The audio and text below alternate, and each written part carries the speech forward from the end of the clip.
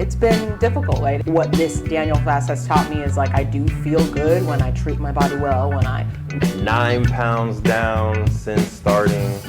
Just because you previously thought you couldn't do something or someone told you that you couldn't do something doesn't mean that you can't actually try and accomplish it.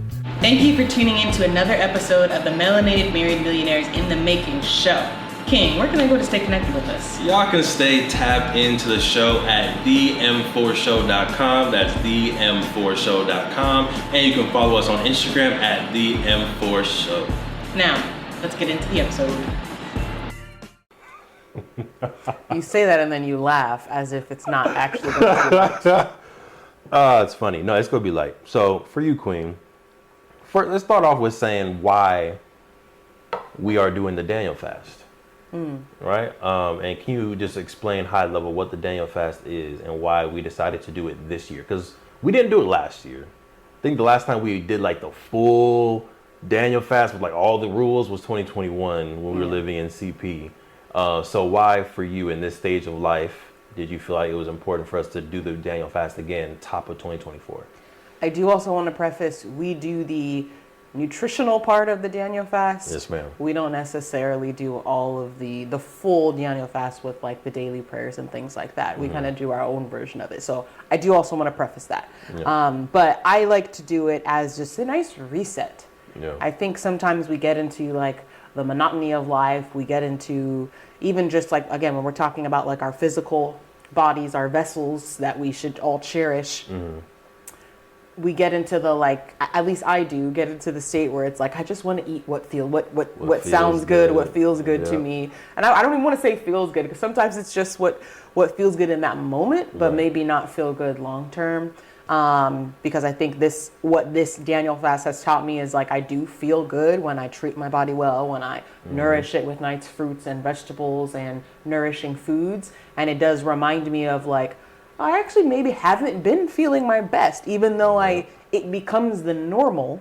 That doesn't mean that it's your best. Right. And so, I feel like I'm actually a little bit more lethargic when I'm not paying more attention, as much attention to. Lethargic.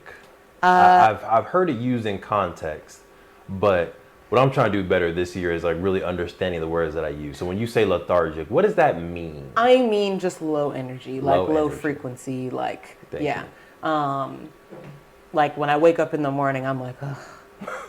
You know, here we go again. Like I gotta kind of like get myself up. Whereas like these days, I'm like, I'm up. Yep. I'm up. I'm typically up before my alarm. Do I get up before the alarm? No, sir, because it's freezing in the house. And I gotta turn on the heater and let it warm up. But I am up. And so like that's one of the things that shows me that like, okay, this is doing some good. I feel pretty good energy wise, although I do get hungrier throughout the day, and if haven't eaten, that the energy level starts to dip. But sorry, going back, explaining the Daniel fast. Bring it back, Sinclair. Bring it back. Explaining the Daniel fast. What we do, our version of it, is basically abstaining from any type of animal products. So we don't eat any meat, we don't eat any dairy products, we don't eat, again, really anything sourced from, except for bone broth. That's the one thing that I still have been eating because it is still very nourishing to get in that natural collagen. Outside of that, we do no animal products. We also do no sugar, no alcohol, and no wheat. So which means no bread. No bread, no like flour tortillas. It's been, and no fried foods as well. So it's been difficult. Right? A lot of our staples that we would normally have are falling into one of those categories. So it is definitely challenging to try to think of like, okay, how can we keep some type of normal routine? Like as much as possible, I like to like, how can I take a meal that we normally would eat and just make it Daniel fast approved so that it doesn't feel like it's so difficult. So things like chili, like we started eating chili. Did some like greens and chipotle yams, that was fire. Right, that we can all make still Daniel fast approved. Would you recommend other couples to do the Daniel fast or some sort of fast?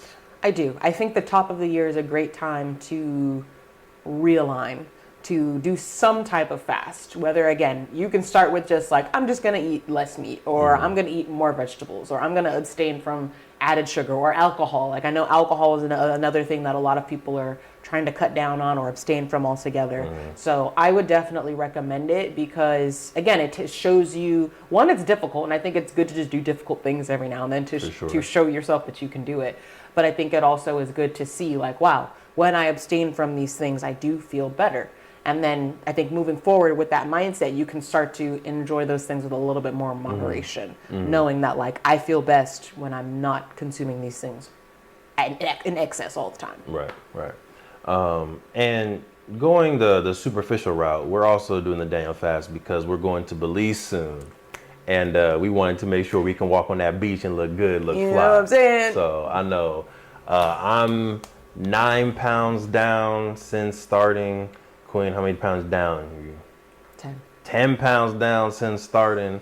Feeling good. So that's going to give us that confidence to walk the beaches of Belize with a Mai Tai or with something in our hands. I'm going to enjoy it. Well earned.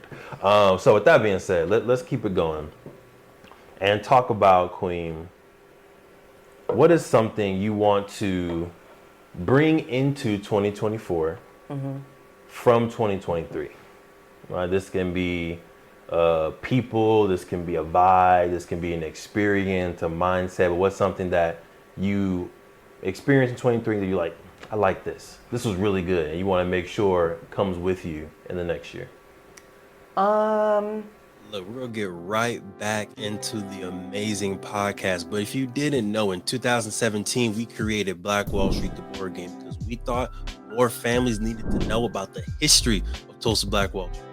More families needed to know about the legacy of Black excellence left behind of Tulsa Black Wall Street, that we can own a Madam C.J. Walker Beauty Salon. We can have a Booker T. Washington High School. We can have an Uncle Steve's Barbecue. We can have a Renaissance man like Simon Berry, who had his own taxi service and bus service that got bought out by the city of Tulsa. We have brilliance in our DNA, and we wanted to make sure that your family can play a game that teaches them about this brilliance. So we have Black Wall Street, the board game, right here. We had the first edition available in 2017. That got sold out. We're on the second edition right now, or you can get the beautiful masterpiece version of the game as well. It's up to you. Head to playblackwallstreet.com and get yourself Black Wall Street, the board game, to empower you, your family, and generations to come. Playblackwallstreet.com. Let's get back to the episode. I mean, traveling. That's been the last several years.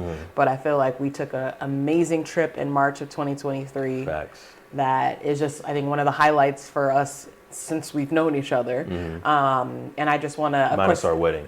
Minus our wedding. Minus our wedding. You see how she do me? I said one of the highlights. I didn't say like the highlight. One of the highlights. And so, yeah, I just want to continue to keep travel as a part of our routine. Again, the fact that we're going to Belize, I'm excited for that. And even if it's, again, just exploring a new part of California that we haven't seen, I like to explore. It is a time that I feel the most alive, the most like tapping into like my younger self and not stressed out about things. And I think it's important to have those times like throughout the year. So that's definitely something I want to bring in, is our exploration and travel adventures. Nice. Yes. Okay, I like that. What about you? I'm trying to be a little bit different than you, because that's definitely high on the list. Yeah. I think I want to continue to do things that I didn't think I was ever able to do. And I think doing the March trip is one of those things, right? And to give y'all context, this was an entire month. Yep. The longest time that I've ever took a vacation. During that time, I was also doing, unpaid leave from my work. If the Queen was doing, unpaid leave, like you weren't working that whole time.